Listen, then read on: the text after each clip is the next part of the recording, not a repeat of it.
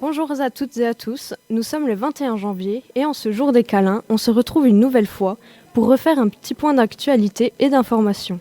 Mais avant toute chose, nous souhaitons un très bon anniversaire à Sarah, et oui, 16 ans déjà. Allez, sans plus tarder, tout de suite, le début de vos chroniques préférées, ça commence.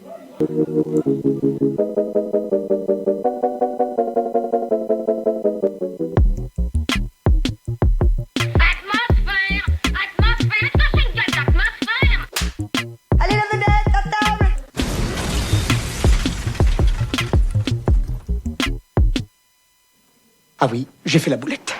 Bonjour à tous. La nouvelle du jour nous vient de l'infobonus de la radio Couleur 3, qui est une radio suisse que mon papa adore.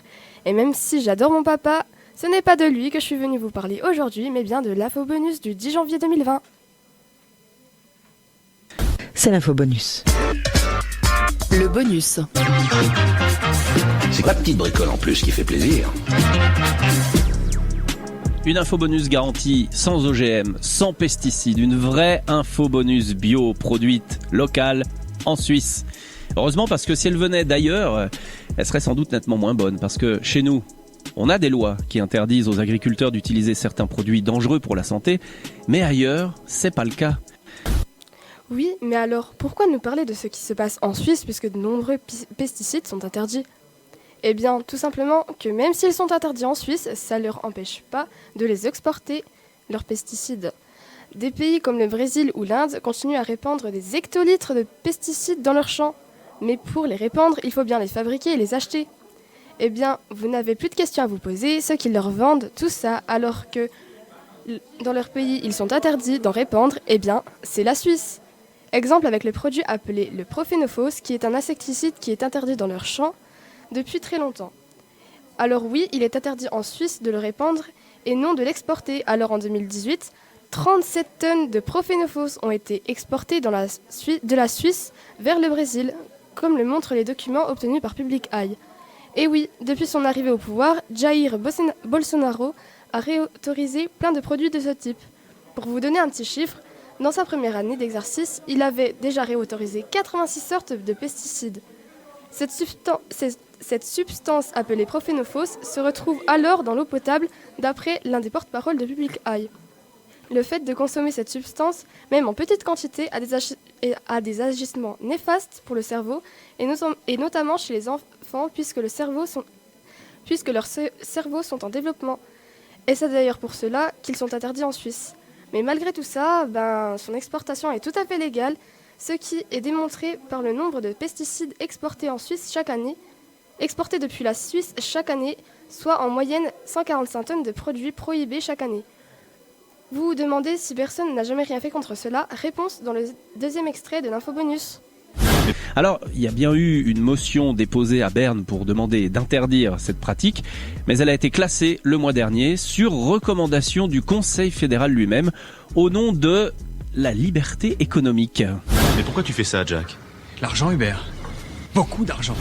Ce qui pourrait sembler drôle dans cette affaire, c'est que la Suisse exporte des pesticides dangereux pour ensuite importer des fruits et des légumes du même pays qui se retrouvent dans leurs assiettes. Et voilà, c'est fini pour aujourd'hui. Je vous invite bien évidemment à écouter l'infobonus en entier pour avoir toutes les informations, ainsi qu'à aller lire des infos sur Public Eye. A plus, et on se retrouve tout de suite pour le quiz.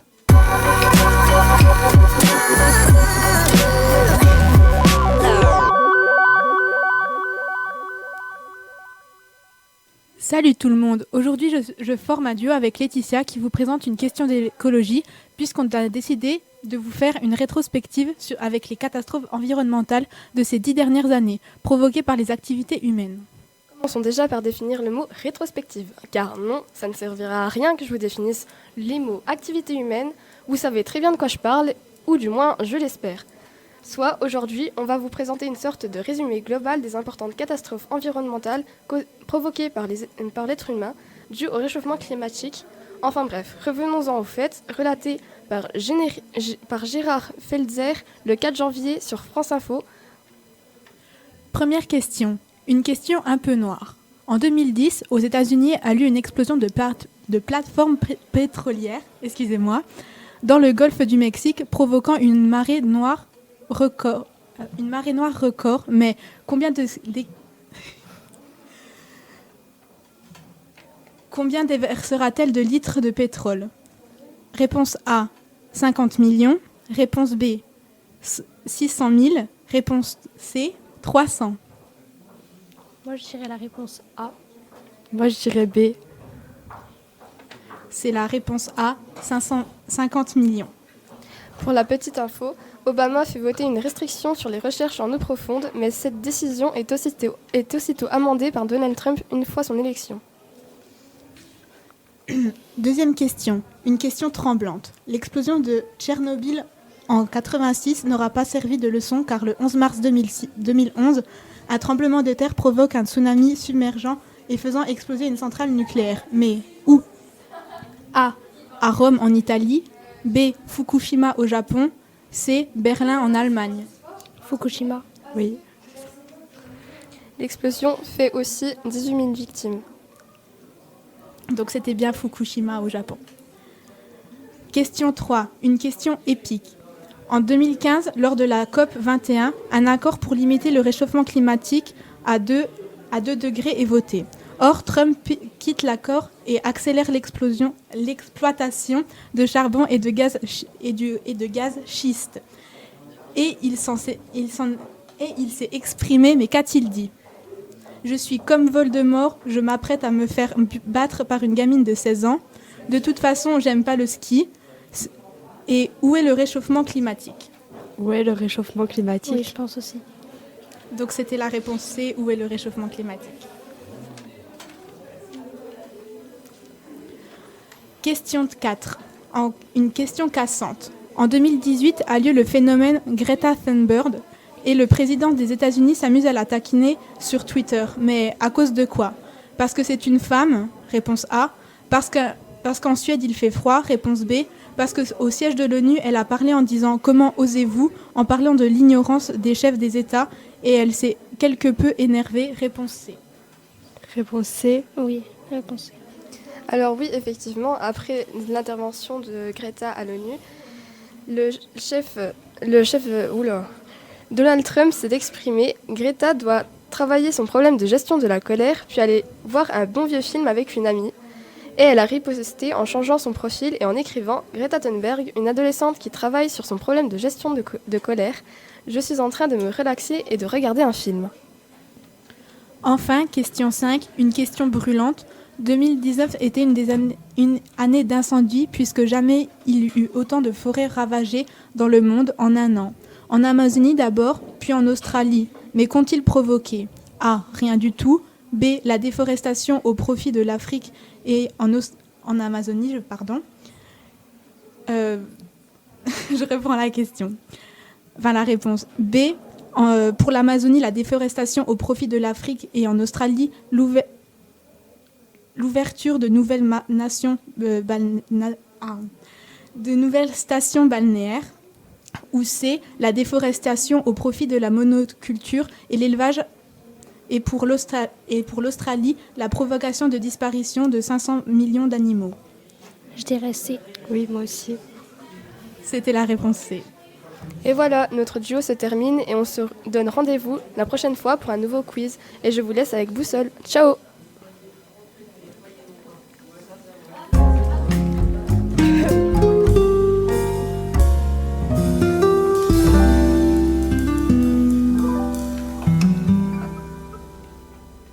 Bonjour à tous, nous sommes seulement en janvier, mais certains d'entre nous ont déjà pensé à leur future formation, n'est-ce pas? Aujourd'hui, nous allons nous intéresser au métier d'infirmière. Et d'infirmier, ne soyons pas sexistes. Quand on choisit d'être infirmier, c'est parce qu'on a envie d'aider et de soigner les gens. Il faut aimer les contacts et savoir prendre le temps d'écouter les patients. Il y a en France aujourd'hui 515 000 infirmiers.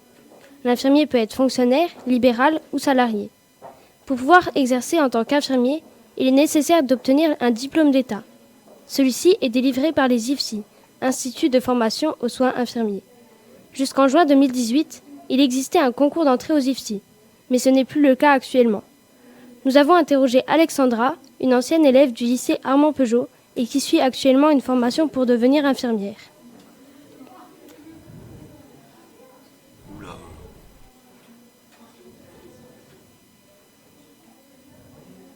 Bonjour Alexandra. Dans quel IFSI es-tu inscrite? Alors du coup, je suis dans l'IFSI de Besançon. Est-ce que c'était ton choix principal sur Parcoursup?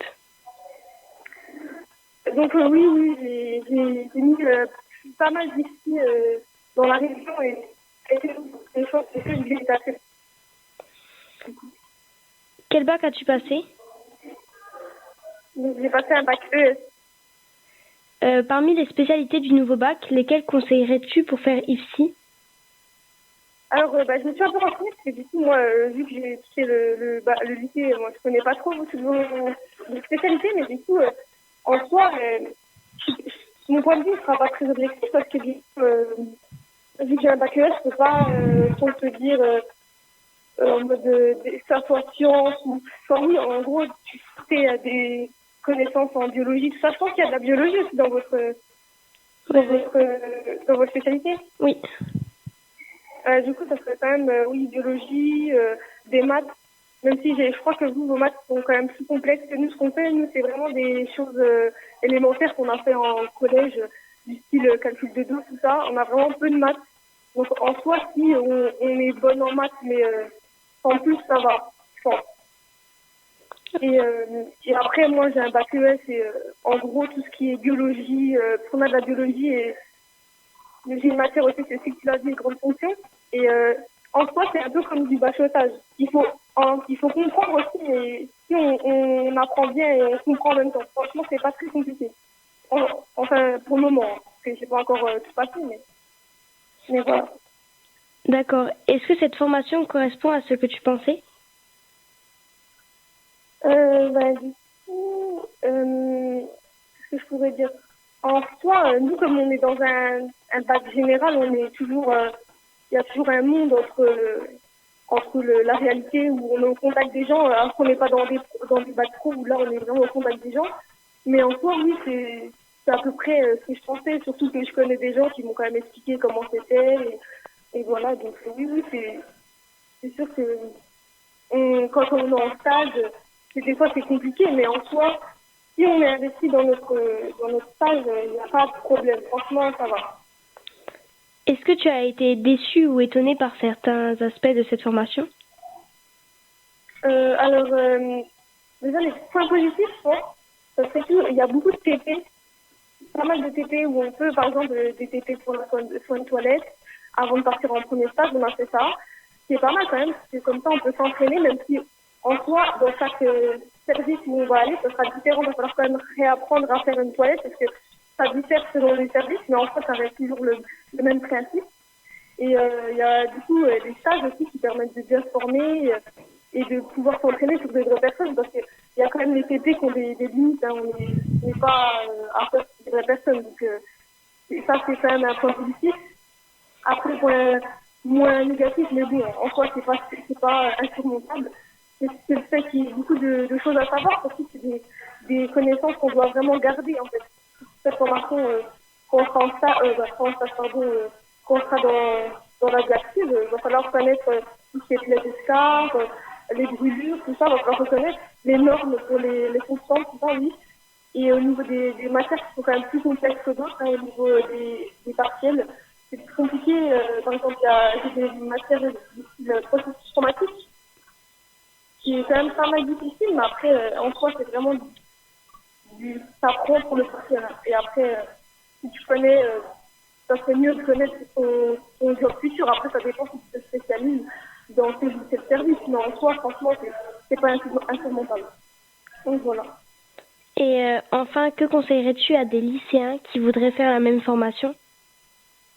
Après, je pense que vous, vos professeurs, vous le répétez souvent, je pense, mais ça serait par rapport à Parcoursup, ne pas limiter, ne pas mettre que des outils, parce que vu que comme maintenant c'est pas mal accessible, du fait que c'est plus le concours, en soi, tout le monde va vouloir en mettre. J'en ai eu la preuve, donc il y a des formations où j'étais peut-être 8e sur je sais pas combien de personnes. Donc oui, c'est vrai que c'est quand même pas mal demandé.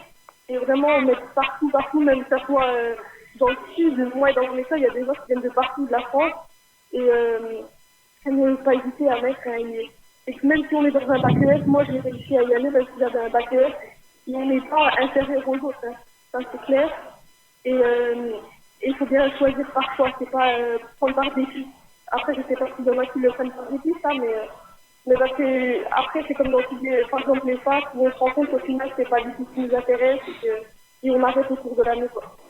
Et pour travailler, ça tout le monde vous le dit, mais ça va de soi. Merci Alexandra, bonne continuation et j'espère que tu viendras nous redonner de tes nouvelles en fin d'année. Il n'y a pas de souci. Rendez-vous bientôt pour une nouvelle interview sur Boussole. Merci de nous avoir suivis, en espérant que vous aurez appris des choses. À toutes!